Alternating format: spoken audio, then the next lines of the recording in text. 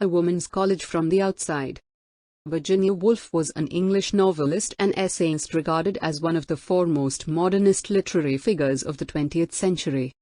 Let's listen to the story. The feathery white moon never let the sky grow dark. All night the chestnut blossoms were white in the green, and dim was the cow parsley in the meadows. Neither to Tartary nor to Arabia went the wind of the Cambridge courts, but lapsed dreamily in the midst of grey-blue clouds over the roofs of Newnham.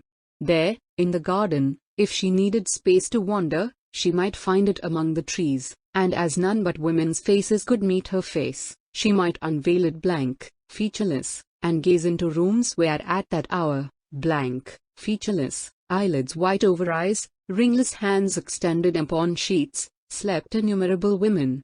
But here and there a light still burned. A double light one might figure in Angela's room, seeing how bright Angela herself was, and how bright came back the reflection of herself from the square glass. The whole of her was perfectly delineated, perhaps the soul.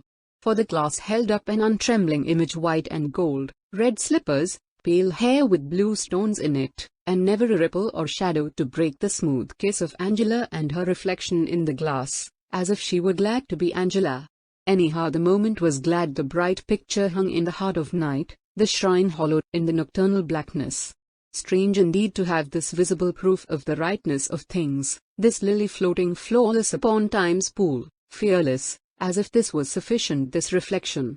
Which meditation she betrayed by turning, and the mirror held nothing at all, or only the brass bedstead, and she, running here and there, patting, and darting, became like a woman in a house, and changed again, pursing her lips over a black book and marking with her finger what surely could not be a firm grasp of the science of economics. Only Angela Williams was at Newnham for the purpose of earning her living, and could not forget even in moments of impassioned adoration the checks of her father at Swansea, her mother washing in the scullery, pink frocks out to dry on the line, tokens that even the lily no longer floats flawless upon the pool, but has a name on a card like another. A. Williams. One may read it in the moonlight, and next to it some Mary or Eleanor, Mildred, Sarah, Phoebe upon square cards on their doors. All names, nothing but names. The cool white light withered them and starched them until it seemed as if the only purpose of all these names was to rise martially in order should there be a call on them to extinguish a fire, suppress an insurrection, or pass an examination. Such is the power of names written upon cards pinned upon doors. Such too the resemblance, what with tiles, corridors, and bedroom doors, to dairy or nunnery, a place of seclusion or discipline, where the bowl of milk stands cool and pure and there's a great washing of linen.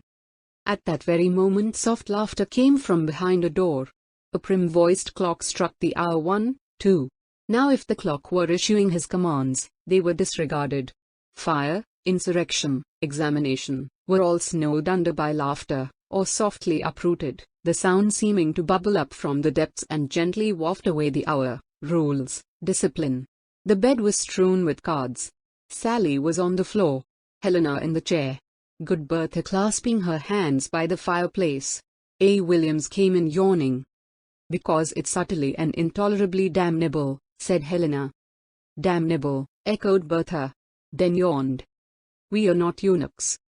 I saw her slipping in by the back gate with that old hat on. They don't want us to know." "They?" said Angela. "She." Then the laughter. The cards were spread, falling with their red and yellow faces on the table, and hands were dabbled in the cards. Good Bertha, leaning with her head against the chair, sighed profoundly. For she would willingly have slept, but since night is free pasturage, a limitless field, since night is unmolded richness, one must tunnel into its darkness. One must hang it with jewels.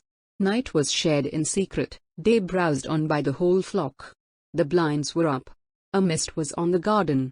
Sitting on the floor by the window, while the others played, body, mind, both together, seemed blown through the air, to trail across the bushes. Ah, but she desired to stretch out in bed and to sleep. She believed that no one felt her desire for sleep. She believed humbly, sleepily, with sudden nods and lurchings, that other people were wide awake. When they laughed all together, a bird chirped in its sleep out in the garden, as if the laughter. Yes, as if the laughter, for she dozed now, floated out much like mist and attached itself by soft elastic shreds to plants and bushes, so that the garden was vaporous and clouded. And then, swept by the wind, the bushes would bow themselves and the white vapor blow off across the world. From all the rooms where women slept this vapor issued, attaching itself to shrubs, like mist, and then blew freely out into the open. Elderly women slept, who would on waking immediately clasp the ivory rod of office. Now smooth and colorless, reposing deeply, they lay surrounded, lay supported, by the bodies of youth recumbent or grouped at the window, pouring forth into the garden this bubbling laughter, this irresponsible laughter, this laughter of mind and body floating away rules, hours, discipline, immensely fertilizing, yet formless, chaotic, trailing and straying and tufting the rose bushes with shreds of vapor. Ah, breathed Angela, standing at the window in her nightgown. Pain was in her voice. She leant her head out. The mist was cleft as if her voice parted it. She had been talking, while the others played, to Alice Avery, about Bamber Castle, the color of the sands that evening, upon which Alice said she would write and settle the day, in August, and stooping, kissed her, at least touched her head with her hand, and Angela, positively unable to sit still, like one possessed of a wind-lashed sea in her heart, roamed up and down the room, the witness of such a scene, throwing her arms out to relieve this excitement, this astonishment at the incredible stooping of the miraculous tree with the golden fruit at its summit. Hadn't it dropped into her arms? She held it glowing to her breast, a thing not to be touched, thought of, or spoken about, but left to glow there. And then, slowly putting there her stockings, there her slippers, folding her petticoat neatly on top, Angela, her other name being Williams, realized, how could she express it, that after the dark churning of myriad ages here was light at the end of the tunnel, life, the world. Beneath her it lay all good, all lovable. Such was her discovery. Indeed, how could one then feel surprise if, lying in bed, she could not close her eyes? Something irresistibly unclosed them if in the shallow darkness chair and chest of drawers looked stately, and the looking-glass precious with its ashen hint of day? Sucking her thumb like a child, for aged 19 last November, she lay in this good world, this new world, this world at the end of the tunnel, until a desire to see it or forestall it drove her, tossing her blankets, to guide herself to the window, and there, looking out upon the garden, where the mist lay, all the windows open, one fiery bluish, something murmuring in the distance, the world of course, and the morning coming. Oh, she cried, as if in pain. End of the story. Thank you.